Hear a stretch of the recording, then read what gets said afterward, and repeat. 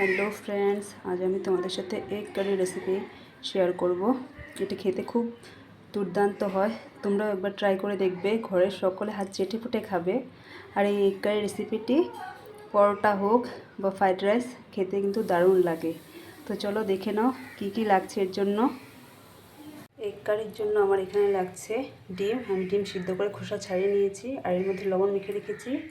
এখানে নিয়েছি fresh cream, এখানে পেঁয়াজ কুচি, এখানে আলমন্ড কটা ভিজিয়ে রেখেছি, নিয়েছি টক দই ভালোভাবে ফেটিয়ে রেখেছি, এখানে আদা রসুন কাঁচা লঙ্কা পেস্ট করে নিয়েছি টমেটো পেস্ট আর নিয়েছি একটু কসুরি মেথি।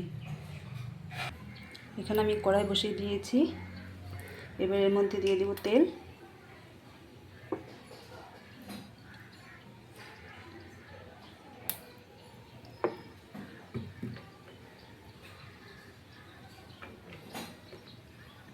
তেল আমার গরম হয়ে গিয়েছে। এবার এর মধ্যে আমি পেঁয়াজ কুচি দিয়ে ভালোভাবে লাল লাল করে ভেজে নেব। পেঁয়াজ আমার ভাজা হতে হতে আমি আলমন্ডের খোসাগুলি ছাড়িয়ে নেব। পেঁয়াজগুলো আমি লাল লাল করে ভেজে নিয়েছি। এবার নামিয়ে নেব এগুলোকে।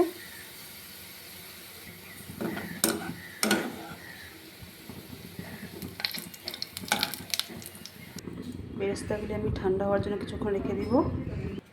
ওই তেলেই আমি নুন মেখে রাখা ডিমগুলো ভেজে নিব। এর মধ্যে আর হলুদ দিব না। ডিমগুলো আমি বেশি কড়া করে ভাজবো না, হালকা করে ভেজে নেব। ডিমগুলো আমার হালকা করে ভাজা হয়ে গিয়েছে। এবার এগুলোকে নামিয়ে নেব। বেরেস্তাটা আমার ঠান্ডা হয়ে গিয়েছে। এবার এগুলোকে আমি পেস্ট করে নিব। এর মধ্যে আমি দিয়ে দিব আলমন্ডগুলো আর দিয়ে দিব টক দই। এবার এটাকে আমি পেস্ট করে নিব। কড়াই আমি আর তেল দিব না, ওই তেলেই আজ ফোড়নও কিছু দিব না। পেঁয়াজ রসুন আর কাঁচা লঙ্কা পেস্ট দিয়ে দিব। এটাকে 2 মিনিটের জন্য কষিয়ে নিব। রসুন আদা কাঁচা লঙ্কা পেস্টটাকে আমি 2 মিনিট কষিয়ে নিয়েছি। এবার এর মধ্যে দিয়ে দিব হলুদ গুঁড়ো, লঙ্কা গুঁড়ো, জিরের গুঁড়ো, ধনের গুঁড়ো আর দিয়ে দিব স্বাদ মতো নুন। আবার এটাকে 2 মিনিট কষাতে দিব। এর মধ্যে আমি হালকা একটু জল দিয়ে দিব যাতে মশলাটা পুড়ে না যায়। মশলাটা আমার খুব ভালো করে কষানো হয়ে গিয়েছে। এবার এর মধ্যে দিয়ে দিব টমেটো পেস্ট। আরও 2 মিনিট ভেজে নিব। এখানে যে আমি বেরেস্তাটা পেস্ট করে রেখেছি এর মধ্যে আমি একটা ডিমও দিয়ে দিব। আবার পেস্ট করে নেব এটাকে। মশলাটা আমার ভাজা হয়ে গিয়েছে। এবার এর মধ্যে বেরেস্তার পেস্ট দিয়ে দিব। সমস্ত মশলার সাথে আমি পেস্টটাকে মিশিয়ে নেব।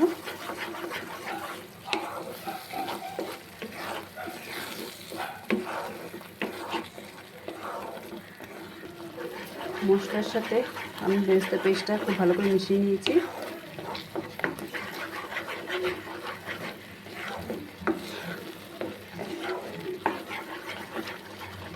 এবার এর মধ্যে আমি জার ধোয়া জলটা দিয়ে দিব। গ্রেভিটাকে আমি 2-3 মিনিট ফোটার জন্য রেখে দিব। গ্রেভি আমার ফুটে উঠেছে। এবার এর মধ্যে ভিজে রাখা ডিমগুলো দিয়ে দিব।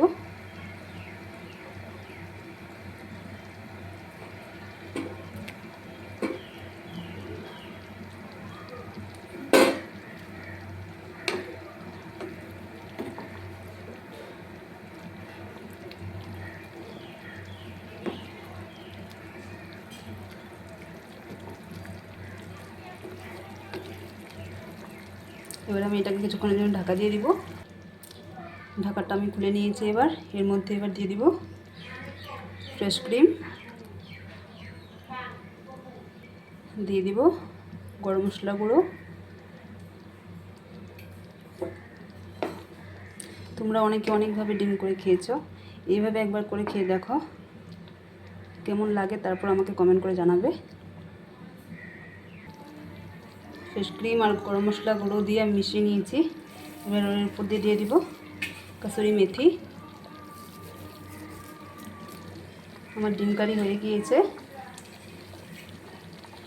তোমাদের যদি আমার এই রেসিপিটি ভালো লেগে থাকে তাহলে আমার চ্যানেলটিকে সাবস্ক্রাইব করে দিও। আজকের জন্য এই পর্যন্তই, কাল আবার আসছি। টাটা।